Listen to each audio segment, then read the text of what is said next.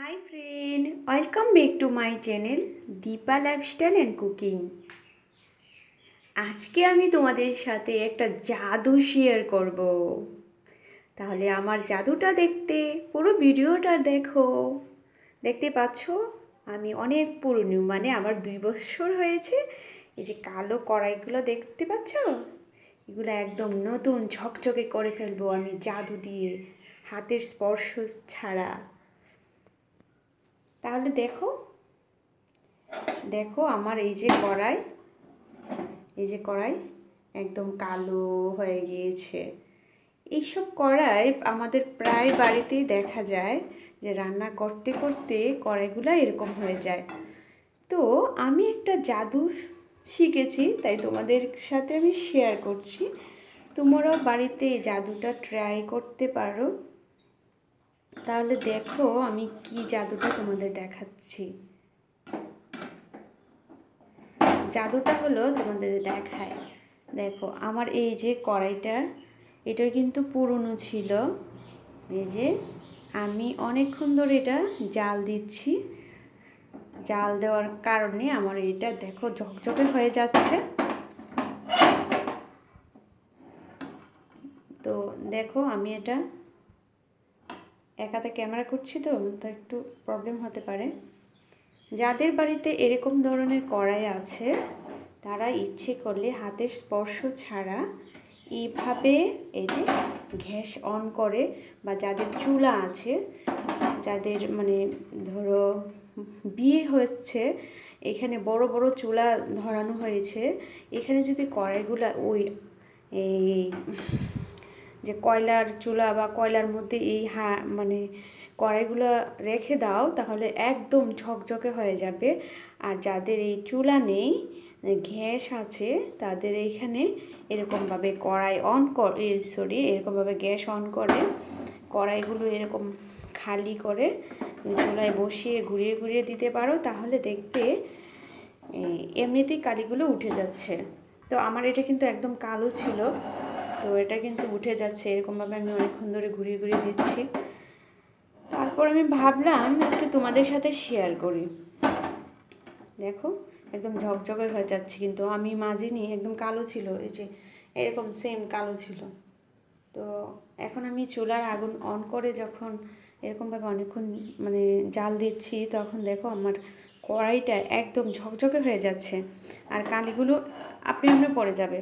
এরকমভাবে একটা আংটার সাহায্যে তোমরা এরকমভাবে কড়াইটা ধরে, বা আংটা না থাকলে যে নুড়ি আছে, মানে এই নুড়ির সাহায্যে কাপড়ে ধরে এরকমভাবে কড়াই ঘুরিয়ে ঘুরিয়ে আগুনে দিতে পারো।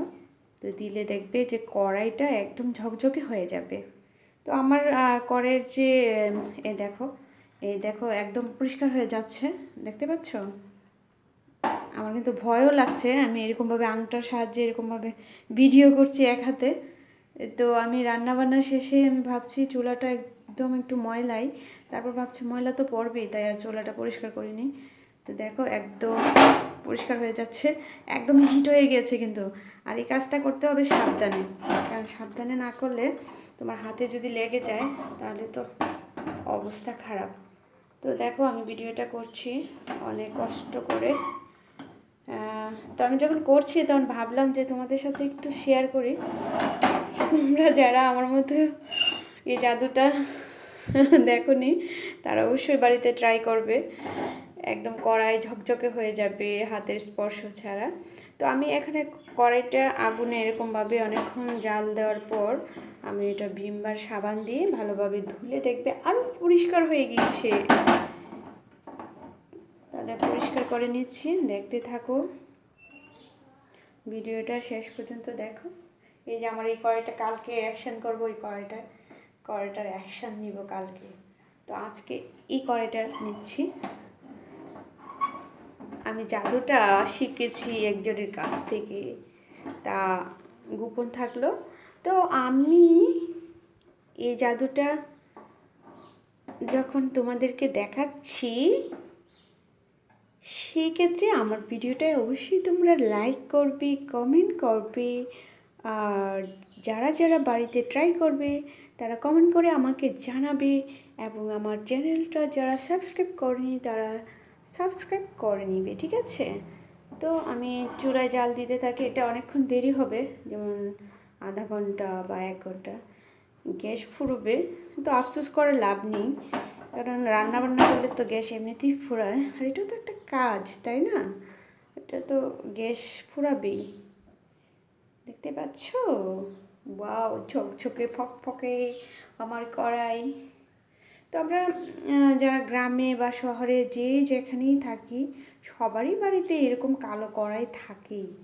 যেমন 1 বছরে 2 বছরের এরকম কড়াই রান্না করতে করতে এরকম হয়ে যায়।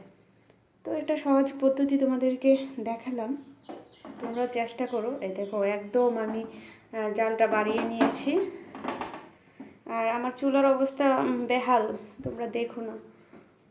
আমি আমার স্বামীকে বলছি আমার চুলাটা চেঞ্জ করে দিতে, তারপর চেঞ্জ করছে না। তো আমি কি করব, দুঃখের বিষয়, এভাবেই দেখাচ্ছি। তোমরা কষ্ট পেও না, আমি একটু কষ্ট পাই, বললে কাজ হয় না, কারণ আমি তো রোজগার করি না, আমার স্বামী করে। তো ওনাকে যদি বলি, উনি যদি না করে দেয়, তাহলে তো আর করার কিছু নাই। তারপর দেখো আমার রান্নার রুমের অবস্থা, এটাও তো দেখতে পাচ্ছ, আমার বেহাল অবস্থা। কিছু বলার কিছু নাই, বলবে করবে করবে বলে আমাকে সান্ত্বনা দেয়, তো করার কিছু নাই। তারপর আমি চেষ্টা চালিয়ে যাচ্ছি কিভাবে ইউটিউবে একটু কাজ করতে পারি কি না।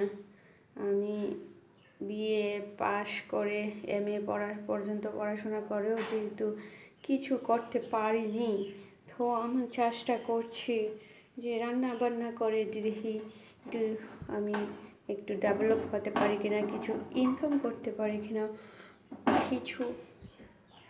তো এটাই আমার স্বপ্ন, আশা। কিছু 1 টাকা চাইতে গেলেও তোমার হাত পাততে হয়, 1 টাকার জন্য হাত পাততে হয় স্বামীর কাছে। কি করব, নিজে যদি একটা কিছু করতে পারি, তাহলে তো 1 টাকাও যেতে হবে না। অনেক সময় সবাই কিন্তু চায় যে নিজে একটা কিছু ইনকাম করি। সব সময় তো স্বামীর কাছে যাওয়া যায় না, আর চাইলেও স্বামীর কাছে সব সময় পাওয়া যায় না। তো কি করিব, মনের ইচ্ছাও পূর্ণ হয় না অনেক সময়, মনের স্বপ্নই রয়ে যায়, বাস্তব হয় না। তো আমি চেষ্টা করছি, তোমরা একটু আমাকে সাপোর্ট করো, আমাকে একটু দেখো, যেন আমি একটু কাজ করতে পারি।